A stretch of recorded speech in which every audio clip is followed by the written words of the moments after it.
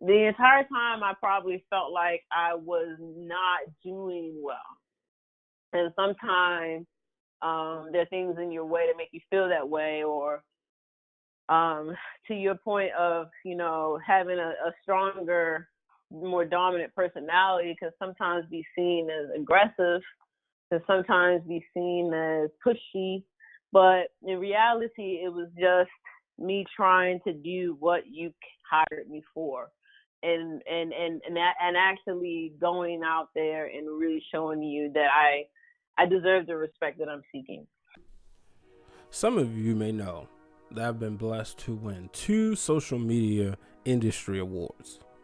Well, today's guest had a lot to do with the first one.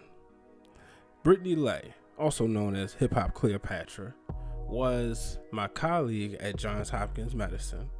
She worked on the social media team, where I worked on the media team, and we were able to collaborate on a lot of different projects, and she really helped us gain that following and become an influencer by her support with her handle. Well, it was one of the saddest days when she left the company. However, as a friend first, I was happy because she would later become the brand marketing manager for Downtown Locker Room. In addition, she does a lot in the hip hop community. Y'all know how I'm active in wrestling. She's active the same way with music. So, ladies and gentlemen, up next, the one, the only, the hip hop Cleopatra, Brittany Leigh. All right, ladies and gentlemen, I am super excited about my guests today. I'm always excited about my guests. They're my friends. But let me tell you, the person on the line today, somebody insert the church music because I'm about to have a testimony, is the reason that I am a two-time social media award-winning producer.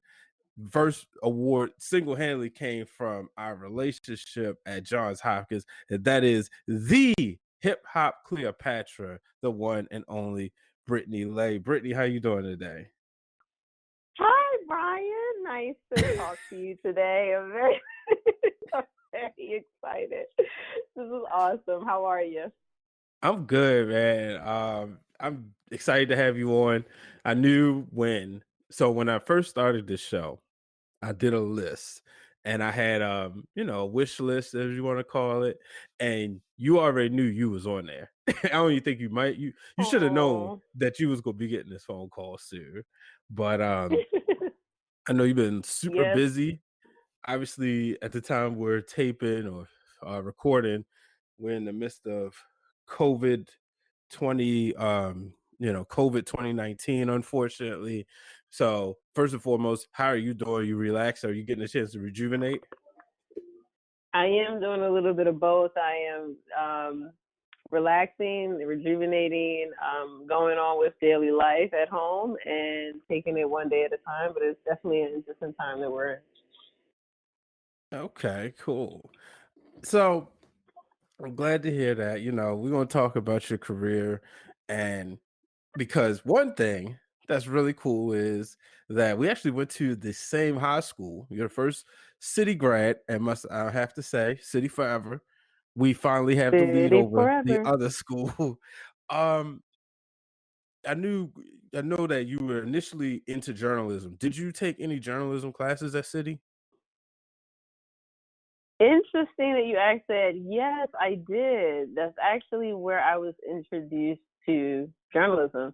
There was oh my God, her name escapes me right now.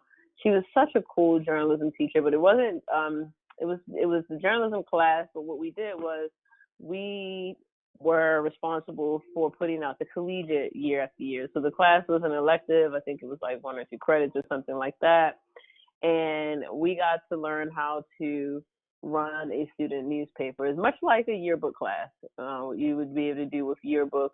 Whoever had that particular class at the time would do yearbook. It was the same type of thing. But there, in her class is where I got to interview students and walk around the school and kind of identify where there might be a story and, go through the process of editing it and, that whole newspaper process, which at the time was relevant. Okay. Now, did you know, like, when did you know initially that you wanted to do media? Was it something as a child or was it through high school? Like, when did you know you wanted to be in media some way, shape, or form? Oh yeah, so it was definitely part of it. The Seal the Deal was definitely that course that I took because I just felt like I was really good at it and I liked writing. I'd always wanted to be a writer. I had thought that I was going to be funny enough. I thought I was going to be Maya Angelou writing poetry, right, and and be published as a poet. And Tupac was, I was impressed with him and all his writing, so I just thought I was going to be in that era.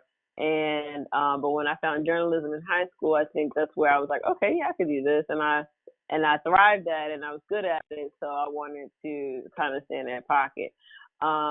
It wasn't until though I want to say what really was something I knew that I wanted to do is locally in Baltimore we have this Fox 45 News in the morning, so you're always watching that ticker if you want to see if your school lets out. And it's like snow days and stuff. So every morning before I caught 3 buses across the school from West Baltimore to East Baltimore, just so that I could go to city for that type of education at the time. And I would be up at 5 a.m. with the morning news or 6 a.m. with the morning news. And I always saw Patrice Harris, she was Patrice Harris now, but she's Patrice Saunders now, but she was Patrice Harris then before she got married. She is my chapter soror and went to Towson University as well. But she was on there as an anchor. And every morning she was just on there with her Black excellence, like, hello, this is Patrice Harris with Fox 45 News in the morning. And I just knew I was going to be just like that. I wanted to be with a Kid Wednesday. I wanted to be on the news, being a news anchor. And so I thought that the way to achieve that was to go through journalism. I touched a little bit of it in high school, and then that's what I wanted to go to school for in college. Now, I didn't know y'all was sorors. That's awesome. Mhm. Yeah, she's truly a legend in this area.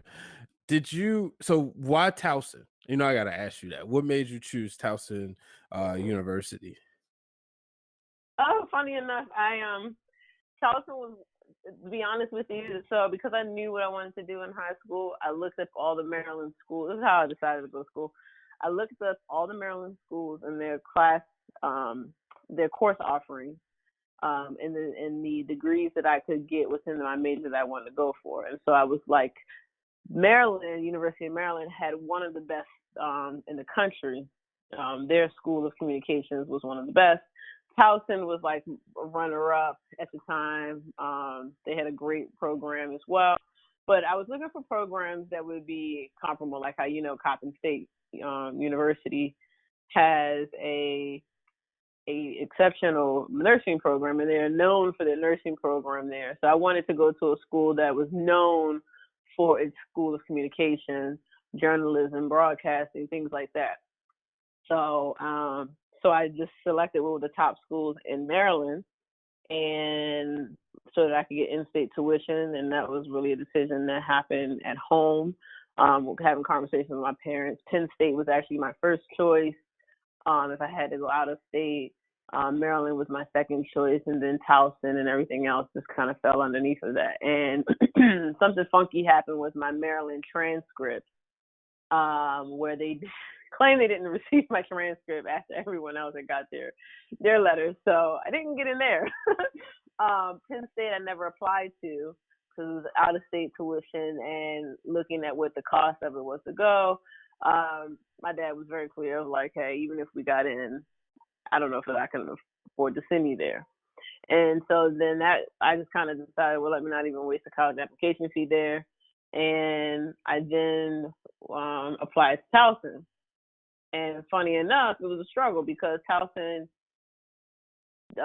came back at me with, we like you, you're well-rounded, great application, but you scored a little lower on your SAT scores than the top 10% or the heavier percentage of your classes. And this, I've never heard of this even thing happening.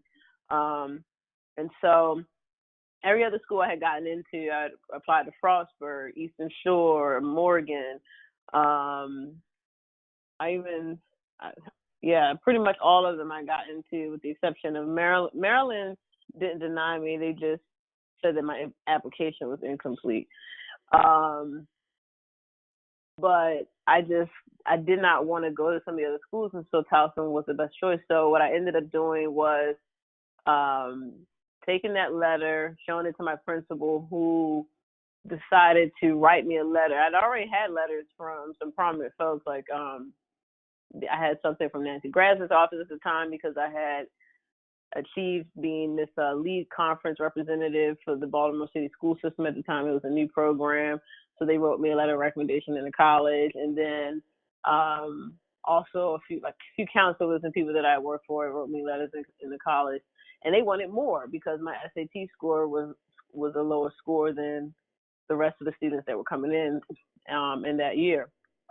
And so once the principal wrote them a letter explaining that, saying that, hey, my score's a little lower, but the reality is she's well-rounded, so that's probably why. I feel like that's what they said. That's probably why our scores are a little lower, because she's always doing stuff.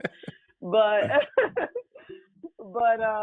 they ended up letting me in, and I got in. I did not get a scholarship. We paid for my first year or first semester right out of pocket, everything. And then, but once I was in there, I had hustled and bustled and figured out a way to get the rest of my schooling paid for. Wow, that's awesome. It's so funny. So you went to Towson, my wife went to Towson, my sister went to Towson, and my best friend Trika went to Towson. And I'm like, y'all all right. Y'all like 4 of the people that's really, really close to me. And my god brother went there too. 2 of my god brothers there. So I guess it's a good school. Mm-hmm. They make But it easy for you, man. yeah. So did you create the Hip Hop Cleopatra brand while you were in Towson, or did you create that on your first job? Because by the time you got to Johns Hopkins, you were already full-fledged Hip Hop Cleopatra. And I remember, you showing me some of your content, which we'll get into later. But when did you create the Hip Hop Cleopatra brand? So, thank you. So, yeah, I actually did that after. Well, first of all, to be honest, the name came from a MySpace name that I had before there was. Let me get that out the way, because we were like, "What is Hip Hop Cleopatra? How did you come up with that name?" It came from, that's what my MySpace name was. I was big on editing pages, Black Family, getting into the HTML of it all. And I had created this page for mine. I was known for dressing up my pages, and I created Hip Hop Cleopatra's page. And so once I got into college, though, all of that kind of went away. Facebook was booming, and when it came to start my penmanship name, because I was going to school for journalism, and we had to start like blogs and writing platforms and use WordPress and things like that, I thought, oh, well, then I'm going to name my blog Hip Hop Cleopatra, because I wanted my writing beat to be about music and entertainment lifestyle. I wanted to write music and do, like the Sway in the Morning radio interviews. I wanted to, but tell stories though. So not like just an interview where you tell them all the questions before they get there and they're already in this kind of can to press the music, but more so the interviews you see in Rolling Stone magazine. Like I wanted to do that as well, do it for television, radio, and writing. And that's what the beat was going to be on. I thought it would keep me interested in the topic, and I thought I had access to tell stories from that beat. And that's where Hip Hop Cleopatra started to kind of rise, but it was more so out of penmanship than it was out of an entire brand when I started. The first website was called thebeamstream.com, and I did all of this in probably the fall of 2009. And then I want to say spring 2010 is, I think we went into the spring semester, still was running with the Beam stream. By that time, a few people around the SUS knew who I was or whatever. But other than that, I just created a new website because I had an internship over that summer of 2010 with Task Force Marketing and the Media Group. And when I did that internship, it gave me a way different level of access to artistry and labels and marketing opportunities and things like that, that really, really, really kind of put me into the lifestyle space and let me get creative, but also gave me the power to be the first to write about it. And so from that standpoint, I jumped in, and now I really had my hand around it, right? Because now I have a source. And to get information, a certain level of professionalism and relationships were being built. So I was practicing all the things that we learned in ethics and journalism, but I also was kind of teeter-totter in the line of marketing, advertising, PR, things like that in that space. So with that being said, they were looking for ways to market in the new digital age, and they needed someone to build and maintain websites. So that's where I came in. I kind of was going there to be able to get the media and the content, and because blogging was just becoming a new thing and everybody wanted to be a blogger, and journalists were looking for avenues to be able to shift their writing skills into another platform because the newspapers were dying at the time. And that was my opportunity to make my stake in the claim that, I might not start or be able to compete with the guys, the stars of Rolling Stone magazine writers, but I absolutely could be one of the first in this blogosphere. And I was. I did the writer's rap, and I did a few other program opportunities, and got really, really, really in the mix of it all within our region, which is the DMV. And I think that is what really helped formulate Hip Hop Cleopatra into the brand. All that lifestyle moving around I was doing and telling the story, Hip Hop Cleopatra existed in a way because I went out to find those stories, and that's what Hip Hop Cleopatra was. I was giving people a platform to be able to get their music out there. I was giving people a platform to tell interesting stories and still get a grade for it. I was also presenting myself as a student writer who wanted to tell interesting stories at a concert or whatever else. So that gave me access. Like, it was just double fold. It was like, if you were a student and you were trying to get ahead, everyone let you in the door. Like, oh, this is an intern, they're a student, let them in. You know what I mean? They can get it done, that kind of thing. When you're a professional, it's a little bit harder. They want to play hardball with you. But when you're a student, you get to kind of use that to your advantage. And so I did. I always was throwing up my student card, like, hey, I'm a student, I'm writing a story, and I want to be able to come and shadow you guys for the day. And they're like, yeah, it's free. Come on. And that's So that's I the just one took thing. advantage of a lot of those opportunities. Oh, I'm sorry. Go ahead. I took advantage of those things. Yeah, that's the one thing I always want students, especially it's a lot of students that listen to this, is to understand you take advantage of those opportunities when you're a student, because it's so true that they taught us in college that when you're a student, you're not quote unquote competition. So everybody looks forward to helping you. Everybody isn't Mhm. like you and I, where once they're professionals, we're still going to help because we look at it as an opportunity to grow and network. Everybody don't look at it that way. They tend to Oh yeah. change up and switch up on you, But so you went into the corporate world. You went to Sandler Training as a marketing communication specialist. Can you talk about some of the highlights there? Because essentially you went in there and established things and really taught the people in leadership how to really market themselves. Am I correct? Yeah, so absolutely. What I did at Sandler, I started at entry level. So I think it's important, especially since you say a lot of students listen to this. Like, I didn't jump out there and be like, oh yeah, I did this and I worked with this artist and I did that and I was, over at BET. So I need to come in here and tell y'all how y'all supposed to do digital.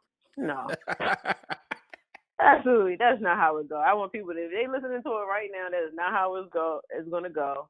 No one, even when I become of a certain age, I hope nobody's throwing my office thinking that when they just get out of college, that's how it's gonna go.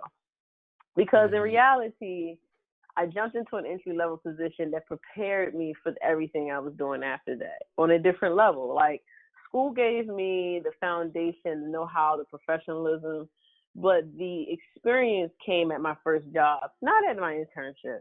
My experience came at my first job where I had to learn how to work with people, learn how to engage with different uh, types of people, whether it be CEOs or whether it be VPs on the executive level or someone just as small as a janitor that's coming by. Like, it just is a different experience when you're in the work world.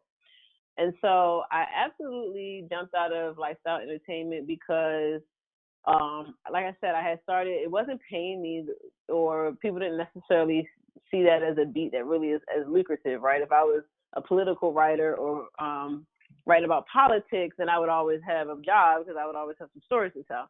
This was more so about music, and it's more of an elective of storytelling, right? So to me, once I realized that, I also recognized that I no longer wanted to be the hard news reporter. I didn't want to be the anchor that delivers hard news at Fox 45 News at 10. I didn't want to be the investigative journalist that had to stick a camera in a mom's face whose son just died from street violence. I did not want to be that person, and I saw a way better, more lucrative and exciting outlet with the birth of social media and the use of it for telling your own brand story, giving people control of conversations, and then also how the media was starting to use it, especially with Twitter coming out. So that was the next big thing, and we was tweeting like crazy back then, right? A lot of my friends also popped off there. So anyway, I say that to say that once I got into Sandler, it was a complete culture shock for me, because I went from lifestyle entertainment to working in a very corporate environment where it was much run like and I love Sandler, by the way, but it was much run like a small business. However, it's a global organization where they have over 250 franchisees across like 12 different countries or more. I'm probably not doing it justice. And I was starting to do marketing and email marketing, things like that, for their franchisees over in different countries. So one of the things, I started out as entry-level position, but I think early on my vice president, Rachel Miller, shout out to her, she actually put me in a position and saw me as an asset, bringing more creative ideas from a marketing standpoint of what's going on out in the space and how we can use it for our business. And I think that's what I was also good at. I was not necessarily stuck in only being able to market for lifestyle entertainment, but also being able to say, okay, you want to talk to people, the action is the same, but the type of people you're talking to are different. So these are CEOs who have built their businesses and built millions of dollars, and now they want to start their own business. So they don't care about the things that we care about in small business. They've already seen lots of money. So I needed to put that kind of thinking hat on. I needed to realize who I was talking to, what their strengths and pains are. And then on the flip side of that, and here's why I think it's important for people to really pay attention to their entry-level job. The flip side of that is that this company was a sales and leadership training organization. All we did was create materials based on a proving learning system, an intellectual property for people and CEOs all over the world. Imagine that, on how to lead, sell, and market themselves. So what I ended up doing was contributing to or writing marketing boot camp workbooks, because now there's emerging marketing things that need to happen in their marketing mix that they're unaware of. Before, they were brochures and door-to-door and things like that, and mailers, and keeping their businesses alive with business relationships and learning how to teach people how to sell. But now they needed to learn how to get on Twitter, and that was a thing. And so that's where I came in. I came in as what they called a graphic support. My job was supposed to be able to do administrative work and graphics support. So they wanted me to know how to use Photoshop. That's where I started. and what I, making, pretty good for an entry level position at the time. But that's where I started. And at the end of it, I was helping them launch a UGC campaign. I had grown the CEO's Twitter by 300%. I had launched a email marketing campaign with them and their franchisees by finding the tool, creating a material, and working with the StreamSend company to create materials specifically for our franchisees, distribute that information, and then host webinars and calls for them at different times of the day and in with different language barriers, whether it be from Spain to Belgium, and even some Canadian or Asian countries. So it's just it's interesting because I started very small there, but it grew once I started to not only be able to use some of the information that they were teaching me to bloom within my role, right? And it landed me really deeper into the marketing and advertising side of things, but also how to understand where your marketing and sales pipeline meets to drive business. Wow. So you did that, and afterwards, selfishly, one of the best things that happened to me was you came to Johns Hopkins, and and I remember it was, you came and it was like, okay, I'm be honest, said like be point blank, okay, there's another Black person who's not on the media team here. Finally, that's great.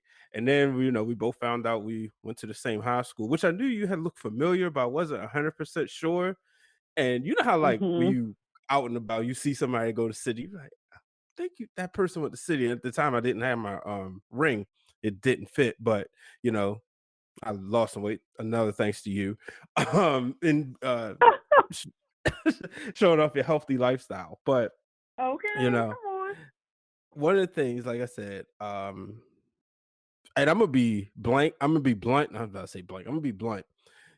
You come to Johns Hopkins, you showing the importance of collaboration with marketing and communications team. And yeah, I'm still there. I'm not gonna get in trouble for what I'm about to say, but we're a market communications team, but everything's so siloed. You have the media team working over here, you got the social media team working over here, and then you had the video team doing this. Now everybody knows that videos, where are they going to go? On social media. Hopkins isn't producing television. Where media team needs to connect with their Twitter account, having somebody on the social media team is going to help boost that relationship. So you and I there, I came that March, you got there that June. We were able to establish a rapport and a relationship to help everybody else understand the importance of merging together. Shout out to my former manager, Dr. Audrey Wong. She said, and I'm saying it's publicly, she said they were in a meeting. She heard you speak. Now, folks, let me just paint the picture here. You have a meeting with a bunch of people talking and they going over strategies. And you probably have about maybe 3 or 4 Black people in the room, if you're lucky. And I think that was probably dominated by white men. And then you have Brittany comes in there, and I'm pretty sure you looked at the graphics by now. You listen to this podcast, you tell she's an African American woman, and she speaks with such dominance and commands the room to the point we're in the meeting, we're launching a precision medicine, initiative, and the first thing Dr. Wong said was, "We need the new woman on social media." What's her name? I said, "Oh, Brittany." Yes, we need her on the team. So you talk about, just being there. And even if you want to talk about a lot of times having to go in the room and command respect from your peers. Wow, I didn't know that. I could have sworn I told you that story. That's what um, Dr. Wanda, I'm humble I'm sorry that I'm speechless because it's so interesting to know, because sometimes things have a way of making you feel like you're not doing what you are called or supposed to do. And to know or just be reminded in this moment that of that small gesture that was made in a meeting behind closed doors lets me know that the reputation preceded itself, but then also just is very it's very kind of like thank you, because the entire time I probably felt like I was not doing well.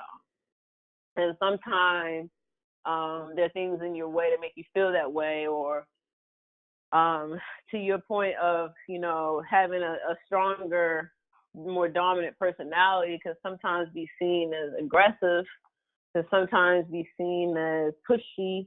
But in reality, it was just me trying to do what you hired me for. And actually going out there and really showing you that I deserve the respect that I'm seeking. So thank you for sharing that. Indeed, During she my was time definitely there, Team Brittany. thank you. Yeah.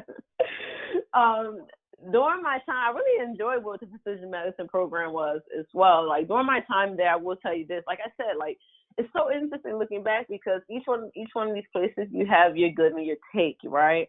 Mm-hmm. And so this is the second position that I was in professionally. Again, I'm out of the internet entertainment and lifestyle space, and then I'm into healthcare, and it's super corporate because to be honest with you, the people at Hopkins are really smart, right? They're really, really, really smart. So if you thought you were doing something before you got there, understand you're going to learn so much more because they are the best of the best of the best working, right? And so a part of me was kind of like, wow, I've gotten hired amongst the best of the best of the best. Mm-hmm. But when I was there, I realized how much I probably did not know, right? But that at the same time, sometimes we dig our heads so deep into the computing, and I think doctors do this sometimes. Doctors are great; they do fascinating work, and especially those at Hopkins do phenomenal work that affect us and people all over the world. But also, they can tend to get so deep into the science of it all, to the analytics of it all, that you forget that the best part of marketing is connecting with people. And I Bingo. always tell people, you can create the system to maintain the channels. You can create the system. You can create this cookie cutter way to be able to say, yes, we've hit this goal. Yes, we've hit that goal to maintain the job. But at the heart of it all for me, which I sometimes would be missing in that space, is the creativity or the little areas where we could do creative things that really connect with people and made an impact, going viral. The stuff that goes viral is the stuff that connects with people naturally, right? So that's, I think, was the hardest part for me adjusting, is that I went from an organization that was being kind of a smaller organization that still ran itself with relationship based to a team and organization that it's so big, it's so vast that it's very much a system to maintain it all, and they do a good job at it. They've cracked the code of creating and maintaining a system, and that part I learned from them. I learned how to scale between small business and global organizations, and how to still maintain, social media pages and platforms. I was one person maintaining the 5 or 6 different platforms in terms of the schedule, and it was very hard to do. And then not to mention that we had rotations for how we manage the channel and after hours, because social media doesn't sleep. People are talking all the time, and brands are expected to respond, especially if your brand is being tagged in the middle of the day, but when you monitor and it is Eastern time, and the person that's talking to you is, in Cambodia somewhere in a whole other time zone. So it's just, you just have to kind of create systems in place for a team. And we were a team of 5 people. maintaining the social media, the paid advertising of a significant budget and paid advertisements and ads for every single last like medical situation you can think of, whether it be neurosurgery or whether it be plastic surgery, like every single piece. And at the same time, still collaborating and sharing information with other teams who are doing the same thing on the university side or anything else. So this was quite vast in a different space. So I learned quite a bit from those experiences. And I learned quite a bit about maintaining marketing activities at that vast scale. But I also learned a lot about myself, how to play with others, how to play a game, how to really how corporate America really works and stuff that they don't tell you about in school. That was definitely the place for me that helped prime me for future opportunities where I would succeed, having had gone through some of the things that I went through there. Now, one of the things that I want people to understand is taking your passion and applying it to corporate. So for me, I've been able to take a lot of the video content, the cool stuff that I would do at ESPN, and use it for Johns Hopkins. Can you talk about the time when you was able to collaborate with Freeway, getting him to like follow us on social media? Because a lot of times, people may think, yeah, right, that's impossible. But there's always a way where you can kind of merge two worlds. And oh my goodness, that was so interesting because when I was there, I felt like I was living a double life, like a double agent. Because at the time, I was like moonlighting for lifestyle. I was still like doing or taking little side jobs and activities for, like you said, Freeway. So I met Freeway through one of my mentors, Frank Johnson, at an event, and kept in touch with him and his manager. And I think what happened was I got wind that Freeway had a kidney disease, and that was a huge thing that was slowing him down. In terms of just, in terms of on the music side of things, he was really taking precautions with his health. And I think during a conversation, I learned that he was coming into town for the Kidney Foundation walk. And I reached out just randomly, just decided why not? Like I'm saying, at this point in my career, I'm like, let's go for it. I can do this. I got, marketing down pat. I'm on the Johns Hopkins level. So if I want to do something in lifestyle, get back into it, my hip hop clear passion brand, I need to do these things in the evening when lifestyle is happening. And so at night I would come home and I would work on projects like organizing a walk for him, because he had his Philly team that was going to come down as he was being a sponsor for this organizational walk that was happening over at UMBC. And then also he was going to be doing a free concert for everyone that walked. And so, but they didn't really, they could have gotten it together, but they weren't looking to organize necessarily a huge walk. There wasn't a huge budget behind it. It was just more so him promoting that he was coming to walk. But what I ended up doing was organizing all the influencers. I said, hey, well, why don't you just get everybody in Baltimore to walk with you? That'd be dope. It'd be a good look. And the people who are invited to come out and walk will come and do it because, you're Freeway. Like, everybody loves Freeway here in Baltimore. So why don't we just do it? And they were like, Sherman was like, I like where you're thinking. Let's go with it. So I literally just started with a few emails being sent out. I reached out to the local stations and things like that. I reached out to some of the people that I had known and relationships that I had grown from prior. And I then realized that once I told him that I worked at Hopkins, he was like, oh my goodness, that's where, that's the doctor, I think it's Dr. I don't know if it was Saget. He's not there anymore. But at the time, he was a transplant doctor. and he was preparing Freeway for his transplant. And I forgot what the actual purpose was for, but we ended up walking for the kidney walk. But I believe we were looking at, from a crossover for Hopkins, we were looking at leveraging him to be a story that we told on the media side. And I'm not sure that I stayed long enough to see that happen, but I do know that he did an interview or included the doctor, and you have to correct me on the doctor's name, Brian, but he. I said Dr. Segev, Dr. Dory Segev. Yeah, okay, so I was. It wasn't, I said Segev, but Segev, Dr. Dory Segev. So Dr. Dory Segev was included in the film because the other thing behind that, why he wanted to take advantage, I'm not going to say he wanted to take advantage, but I would say that it was perfect timing for him, is that he had been documenting his experience with this disease in a documentary of his own. And during the walk, he had a small viewing of everybody who walked with him to come and see the taping of this film. And then, Dr. Segev was actually in that film on that end. But I'm not sure if you guys created any materials after that, but that is where the relationship came from. We didn't.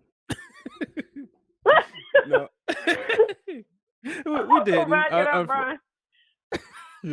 Unfortunately, that's a whole nother story. But I always thought that was interesting. And here's the thing, like, folks. So me and Brittany was able to create an instant friendship, and very rare will we talk strategy after work. You know what I mean? Like, we might call each other and vent later, but there was very rare.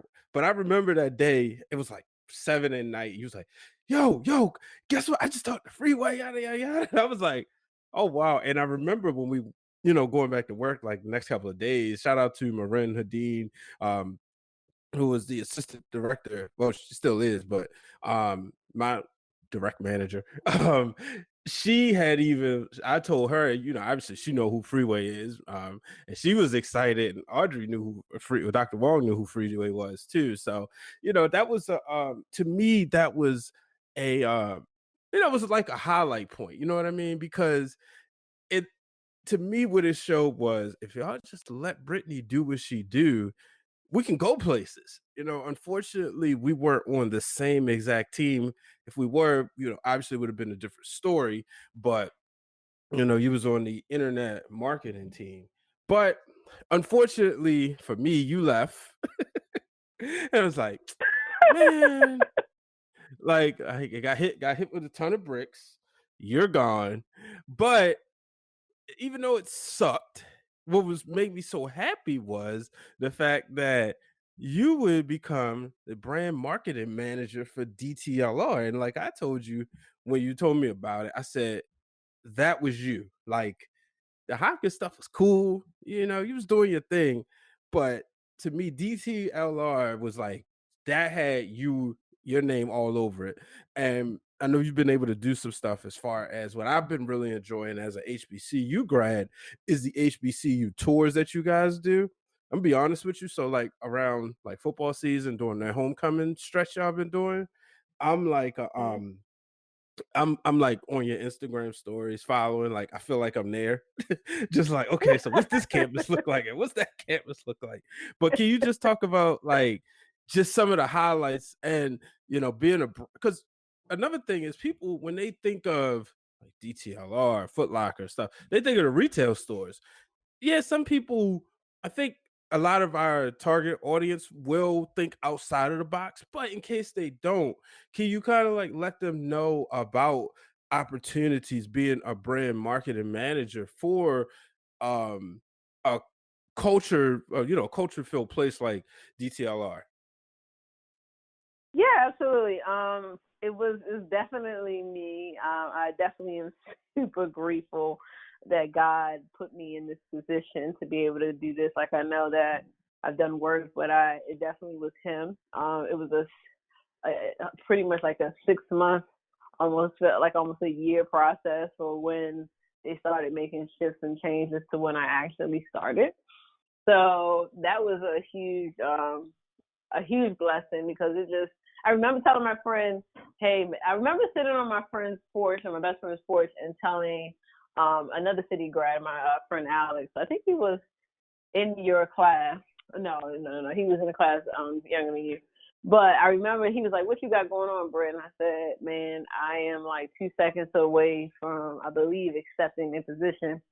And I'm trying to tell you, if I take this position, it's going to be exactly what I needed in life to be able to no longer live a double lifestyle, to truly market and create the way that I have always wanted to by tying grassroots marketing and digital marketing and media together to make, fantastic campaigns, but also just doing it for an organization of people that I cared about, felt passionate about, and really loved doing.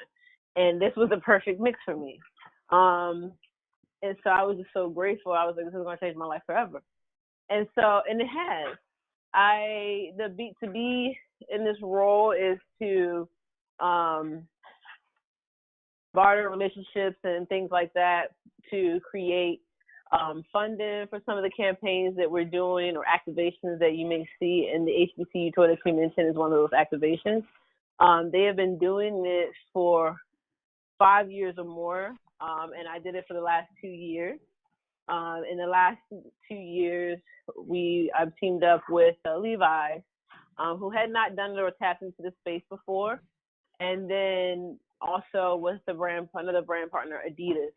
And these are partners that we work with because we have what we call co-op, and which is common in retail, and that is basically where you work with your brand partners that you carry the product in your store. Because DTLR is such a vast, successful organization, then they create that opportunity there for us to be able to bring some of these brand partners to our communities in which we have stores. And the way that we do that is through our community outreach activations and some of our marketing activations. And that was like the best part of my job. I felt like I got to go into the communities and affect people that I know really appreciated it and that I know cared about it. And it was just an awesome experience. So at the HBCU tour, the first year that I did it, we did a customization station where we gave away at least 100 jackets or denim jackets or more to students and alumni at their homecoming, where we wrapped our Airstream and had some premium branding, things like that, and then engage the audiences on those campuses. For the second year, and that was a great exposure for Levi's for that one. For the second year that I did it, we had Adidas, which I was very excited about, where we did a tour, and this tour, we reached several schools, at least 6 schools to be exact, including Morgan State, and we brought out our Airstream, but this time we did it with our label partner in a different way, where instead of having performances on the campuses during this time, we did a activation where you come onto the Airstream into the studio and you get to listen to unreleased music. And that was something that, to be honest with you, I saw done in a small scale, but it wasn't a tour type of thing.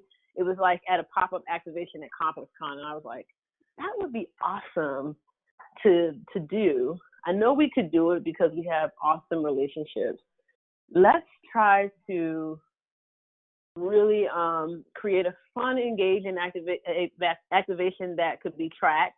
It's now because people care about music and streaming and they want to hear stuff first. And they wouldn't be able to get it anywhere else, because where else are you going to be able to sit in the studio like with your favorite artist and listen to songs that they didn't put out?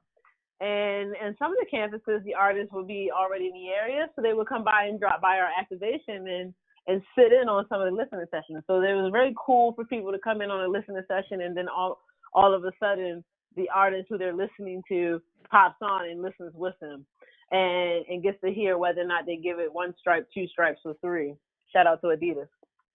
So that was okay. That, I'm trying to tell you, one day I'll never forget, I was sitting in the living room with my boyfriend, AJ and his cousin Josh, and I was like, oh my God, we got it. This is what we're gonna. Guess how we're gonna do this. We're gonna rate it with the stripes, and I mean, it just started to really come together. But at first, I'm trying to tell you the story behind that though. We were turning that thing around in 30 days, and it started with the design. So shout out to the designer Brandon Graham, who really worked on a cool aesthetic that was inspired by a composition book or composition book marble pattern, and he upgraded that. He wrapped our entire Airstream with it, and we added 3 stripes, and it just, the branding was on point. We didn't scream, pick us, we're here, but we did add in elements of both of our brands into that campaign, and I think the students and the partners truly enjoyed it. Oh, wow. Now, at DTLR, do you do any like hands-on video editing or Photoshop? I know you have skills in those areas, but do you still, as even though you're brand marketing manager, do you have to like kind of get your hands dirty with that part, or that's strictly somebody else? So no, actually, no, nope. So because that's not my wheelhouse. I have, which gave me the knowledge to do it. And so I know the foundations of what we learned in class, what it's supposed to be, and what I've done in the past. But now I'm at a level, I went from entry level, and now I'm at a manager level. I don't got to do that mess. No, but it's not that. It's more so now I kind of oversee how we do it. My job is mainly to maintain a relationship and make sure that the brands are happy with what we come up with, to make sure that, I'm more project managing. So it's not just the design piece or just the video that has to go with it. It's my job to help come up with and organize the entire marketing strategy and manage the pieces that are executed to get it done. If I specifically pitch a particular idea or campaign, something's very much like in-house agency work, where you're pitching something and they have to like it. And if they say, okay, yeah, I like this, you know what? So for X amount of dollars, I'll go ahead and I'll buy into that idea. Well, great. But now I have to make sure that we do everything that they're getting, that they were promised. And we have to make sure that we are doing it ethically and correctly, and that they are getting trackable data. And that's where my skill set and some of the other stuff with creating content, but also the analytics of it all, which is a lot of it, I was able to polish in my tenure at Hopkins, with all the analytical and scientific approach of how to manage data and apply it to what we're doing or what we're seeing in actionable marketing tactics that give you a return on your investment. And so that's where I was able to connect dots. And as a brand marketing manager, I can go back and say, hey, let me see the data for this over here. Let me see with the video. Well, how about, what we're noticing over here is that the videos that are performing better are videos that for our particular audience are going to be the videos where we get to put our own influencers and our own people in them. So if you're sending me assets that you've already done or created doesn't speak to my audience, I need to recreate something. And then we can put the money behind it, and then your video and your content is going to perform better for our channels. And so those kind of conversations or decisions, though, are only really, made when you're having a discussion about how stuff is performing. And I think that's really where I come in, or where some of my strengths are. It's really kind of drawing or connecting those dots between the grassroots and the digital and how to apply it. Now, what would you say, what skills at Johns Hopkins and I'm sorry, I just forgot the name of the previous company as well. What skills helped you prepare and allow you to apply at DTLR? I'm sorry, say one more time. What skills? From your 2 previous jobs, what skills have you been able to take from there and apply that to your current role at DTLR? Whether it's hands-on skills or people skills, like what are some skills that you've been able to take from your previous companies and apply to your current company? Oh, yeah, for sure. At Sandler, it was both the importance of relationship building, knowing how to speak to people where they are, understanding, not to talk around a bunch of fluff that they don't want to hear, but understanding where their pain points are and being able to have conversation that wins every single time. Right? They are big on that. I recommend you guys go read a book called Sales the Sandler Way. Take a look at Sandler training. They have some really good material to that. Will not just it'll help you in sales and marketing, but the skills that it teach you help you in life. And I would recommend anyone taking the training class in that any day. That was just the culture of it all. And one example would be before you even get hired for that company, they make you take a DISC test to identify your personality. Not because they want to know who's coming in. Well, yeah, they want to know who's coming in, but not because it's going to weigh in on whether or not you get the job, but it just helps them to understand how you think before you even get there. So they know how to deliver information to you so we don't have any problem in gray areas. And that is so key in communication. And now that I think like that, I just kind of, instead of getting upset for when people kind of look at me a certain way, I kind of just look at them for who they are, what they are, and then I go and speak to them the way that I think they want to hear the information.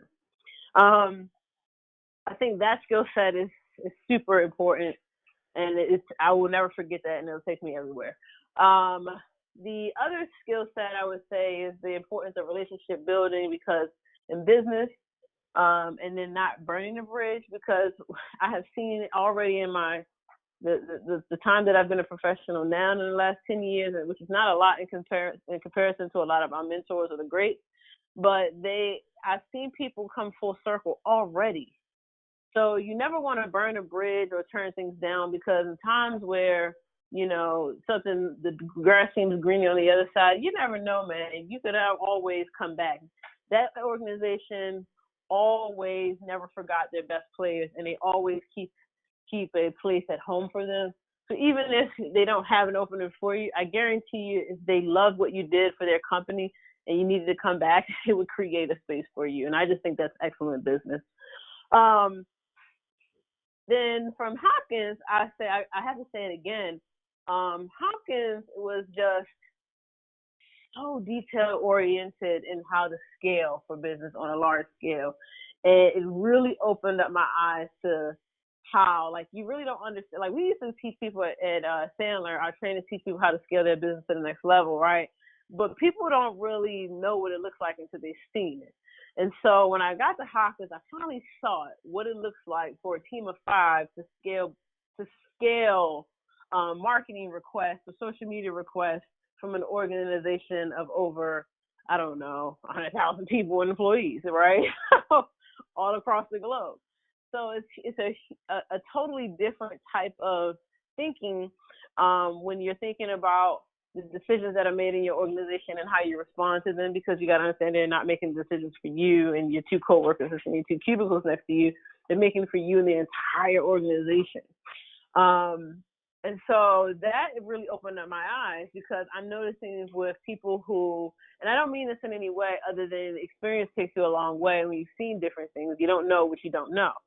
But I have peers who have never been in a global organization, who have never been in an organization where it's huge amounts of employees and people on the floor. And so every little thing they think, they take it personally, because small businesses have time to allow you to take it personally. But when you get slapped in the face with reality of you're 1 out of 500 employees who help make this train go, you kind of have a little bit of different perspective on business and how to conduct yourself in any of those spaces, and how not to really take it personally. And I think that is the biggest thing that I took from them, was how to really get down to the detail-oriented things that make the train go. You got to have that routine and that system to keep it all together. Otherwise, your scale is going to break. But also understand that what comes with that as well is not always the personal relationships with your leaders being able to bust in their offices and say, hey, I got this idea. That's not going to happen in a space like that. People don't have time. And that was definitely something I was able to take. So when I got into new places of business or in different spaces, after that, I wasn't offended when my CEO didn't have time to talk to me. He's the CEO. So that's just some of the things that I kind of took from those places. Now, the one thing, and I'm gonna tie this back to Hopkins because I'm gonna be real, and you don't have to comment if you don't want to, but you're allowed to be unapologetically black in your position now. But one of the things that I was always able to appreciate was, wow, we got a code switch sometimes, and we spoke about it earlier about being that not intimidating person in the room. But can you just like Mhm. emphasize like just the importance of remaining true to yourself when you're in no matter where you are? Oh yes, absolutely. I have to say I love working for an organization like DTLR. And I'm going to tell you why. It's because there's so much diversity there. It's ridiculous. There are people that come every year. We have this thing called the managers meeting where we meet people from all different walks of life, all different areas, Texas. They're coming from New York, Rochester. They're coming from Miami, where they're kind of laid back and cool, and the sun is shining. Like you get to meet and work with them every year, right? And so you find out that their stories are different. What's going on in their area is different. What's a trend is different because broken down by region. And it's just really a really cool experience. What I'll say is I've never felt more at home though. I will say I never felt like I could wear my natural hair and it not be considered undone in a space. I never feel like, that I cannot go into certain meetings with a high, nicely edges laid. Edges would be laid regardless, okay? Face would be beat. However, I would be able to still brush my hair up into a nicely laid professional high pineapple puff. Okay. I would never be Mhm. able to do that in a different corporate environment where they just don't understand that part of culture. And I don't mean to say it in any other way other than it's not considered professional on a vast scale. Other people will be looking at like, who is this little girl with this high ponytail puff? You know what I mean? Sitting in our corporate meeting. And and the reality, there's nothing we can do about it because it's just the way our hair is. Like I don't know how else to explain it to you, right? So I feel comfortable wearing my high puff in my office and still being respected for what I have in my brain, versus it being considered that I look undone or unprofessional. I love people not coming and asking me when I have different styles of hair because in different, in our culture, we know that in that lifestyle and culture, it's very common for you to switch up your hair. You know what I mean? You might have the weave, you might have the puff, you might have braids, you might have this. It's just a part of our culture to switch it up like that. It's not even, it doesn't mean you need the hair, it doesn't mean you ain't got no hair. It just literally is like a trend. Today I want to wear these tennis shoes, today I want to wear this hair. So, like, that's really what it is. And a lot of people don't even realize that's what the Kardashians do. That's what Madonna was doing. That's what, people just switch it up because we can in these days and times, right? And you feel comfortable and you get to have that be all a part of your style. But in another setting, I've been in a setting where I've had braids or something and I've been asked, can I touch it? Can I just listen, see what's that? I'm just curious as if I'm a specimen. And that's a completely different feeling. It's so different when you have to explain any and every little piece about your culture versus where it's just commonly understood or not questioned at all. So I think that is one thing that I really appreciate about the environment. The culture shock isn't different. I don't feel like I'm moonlighting, having to be one person in the daytime and a different person at night. Although I could always snap it right back, put on the dress, and come send me a meeting. Um, I just like not necessarily having to. Wow. So the name of the show is Breaking Through the Glass Ceilings. When was the moment when you broke through the glass ceiling where you realized good at what I do? I am here. There was no turning back. There was no second guessing yourself. Obviously, you're a brand marketing manager, and I know you want to do even bigger things, doing big things now. But when was the moment when you decided, like, when will you realize, like, I'm in my space, I'm doing what I'm supposed to be doing? Oh, for sure. When I got hired at DTLR, the amount of response from my peers once I got there, it was crazy. So many people were like, "Man, hip hop. Oh, I'm so happy, man. They got good choice. I'm happy they chose you." Like people were really excited and really excited for what they were getting ready to do out of that department when they found out that I was going to be a part of that team, and it made me feel good. Both from inside the organization and outside the organization, that was the response that I got, and that's when I really realized, like, oh wow, whomever has been talking, whatever has been said, whatever was whispering in someone's ear, it was enough to land you here. And it was literally only because of the work that you have done and because your reputation precedes you. And that's what made me feel like, okay, everything that I did, from the entry level position to from the daggone websites on Black Planet and the MySpace, to the ripping and running around trying to interview artists and feeling like it was leading nowhere, to the learning how to edit video and using it, to learning how to scale business and talk to people differently and communicate, to learning how to use analytics and apply it in marketing in a certain kind of way, or scaling it from a small business to a global business. Like each of those little pillars or little stairs on the stairwell were bringing me closer and closer and closer and closer and closer to now. And there's still some more to do, but this was like a milestone for me. This was like, okay, finally, it all makes sense now. All of the free work I was doing, all of the work that I wasn't getting paid to do to my full potential, now is the time where it all mattered and rolled up into something that was exactly packaged and put together for me. God was like, here you go. This is what it was for. And that's really, truly how I feel about achieving and getting into that role. Wow, that's amazing. Now, before I get you out of here, I got to talk about your Instagram series. Why did the name? I just had it. I kept saying because I wasn't going to forget to ask you, and I just forgive me. Um, but you host the Instagram series, Digital Marketing Live, right? Isn't that what it's called? Yes. Yeah. Okay. And I've been fortunate enough to be on there, but can you just talk about, because to me it's like you're doing the same thing I'm doing, and that's providing people with free advice, free content. You've had some of the biggest names in this space on there. I can tell you, like, one of the things that I've been using, I don't edit Instagram photos no more because I was watching your show. If I mess up the caption, I delete it because I forgot the young lady's name, and you can go Malika ahead and Michelle. yes.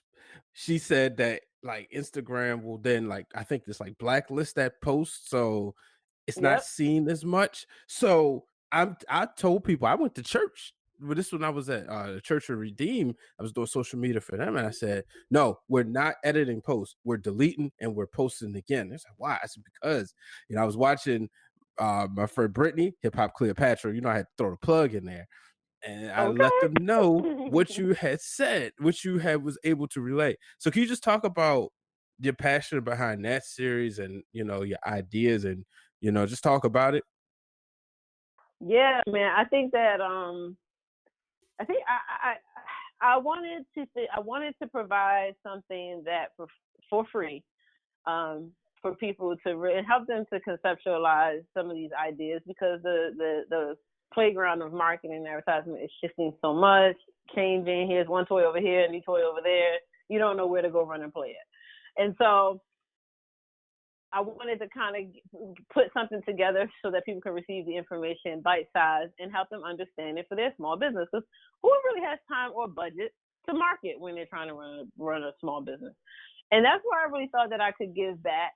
So Digital Marketing Live was a part of efforts for me, one, to keep my brand out there, and to also stay relevant on topics, and also continue to keep my name out there as a credible source in that space. making sure that I maintain my credibility and knowledge base, but also to highlight some of the people that I know that are awesome that I've worked with over the years, like who may not also be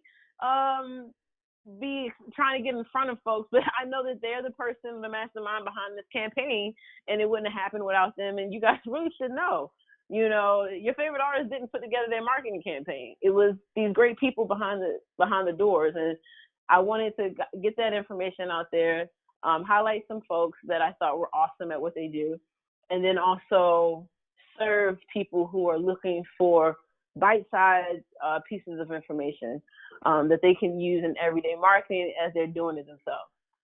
And then I'll be top of mind for when you want to actually pay someone to do it. So Digital Marketing Live is free because I'm not looking for the money now. I'm looking for you to, one, realize how fast things are changing, but also to, maybe you'll meet somebody who you want to work on, use their services on my show. So I do it in a seasonal time. It's not consistent. And I think I will be launching that again very soon, along with Listen Live. Well, I certainly can't wait for that. I tell you all the time, by the time we met, I kind of got out of the hip hop genre of music. I keep my ear in it just to see, like, if you're going out, you can't go out and not know some of the songs, or like when you go to the NABJ convention, there's always a party there, and then you start hearing the music, and then something catches your ear. But I've always said that, like, you would always keep me up to date with, like, oh, check this person out though, or check that person out. Like, you are, the name Hip Hop Cleopatra isn't just a gimmick, it's who you are. And before we get out of here, what would you say has been the highlight of your career thus far? The highlight of my career? Mm-hmm. The highlight of my career has been thus far, and I've already said it, and I don't know anyone, I don't know anything. Oh my gosh. I don't want to pick any one moment because there's so many moments, but I'll tell you. Well, name them. I would say that, but I mean, the biggest one is that when you ask me, when did you feel like you arrived, right? Or when did you feel like you've done something in that regard? And I want to say that so many people do things aimlessly, not really necessarily knowing what's going to happen at the end, just keeping up the faith and working in their passion and hoping to manifest at a later time what they truly want. And to me, the highlight of my career is having done all of that and actually seeing something come from it. Because there's so many people in my space who do it and they don't see what they really wanted to get out of it, and they give up or they switch or go do something else. And maybe they have success over there. But for me, I felt like I even took a break from a little bit of space, and whole time didn't even realize that when I thought I was taking a break for something, God was putting me in a position to further myself and further prepare me for what I was supposed to have the entire time. And it's not that I gave up or took a break. It's just that my journey was a little bit different. And to me, that is, to actually see it in my lifetime is a highlight, because I can tell you I didn't think I would actually see any of the seeds that I planted come into fruition. And then I'm just seeing seeds pop up all over the place. And the whole time I didn't know that I touched a person like that they thought about me later in life, or even with you, everything that you and I ever did together at work was genuinely because I wanted to do great work with you, not because I thought that later on you would ask me to be a part of your show. You know what I mean? So it's just like, that to me makes it all worth it. But in terms of like events, I don't know, Brian, I have to. I don't even. I will tell you this. I can tell you. Here's another one. I remember being class president at City College and thinking at how I would introduce the new Hall of Famer or this person or that person to come back and speak. And I always said, I want to do something great in life so they could come ask me to come back and speak at my high school. And last year, I swear, every time, because I was class president, I always had to introduce someone, a guest speaker, this or that, somebody that graduated class or whatever, and they had did this and did that in their lives, and we were asking them to come back, or they wrote a book, and I was like, that's gonna be me. I'm gonna be somebody that they asked to come back. I wanted to come back. Never did I think it was gonna happen so soon. They asked me to come back to speak at to the seniors last year. Yep, last year. Wow. And that right there was a full circle moment for me. That right there was probably the highlight. That's when I was like, okay, you have arrived. You've been asked to come back and speak. so that was super, super humbling to me and made me, like I said, full circle. I hope that answers the question. Or I don't know if you were looking for specific events or things like that. No, that's the highlights. Like I said, Brittany, I really appreciate you taking the time out and come on here. I knew we was gonna have fun, and I hope you had fun as much as I did. I'm excited for everybody to hear this and hear your story, because the fact of the matter is, like I said, you've been a tremendous blessing to my career, and it's a lot of things, just even if without the support, we don't win the double AMC award at Johns Hopkins. It's just a fact, that support from the enterprise account helped the numbers go up. Maybe who knows? I don't know. I don't think, and that's what I said, especially when a lot of times where it was frowned upon.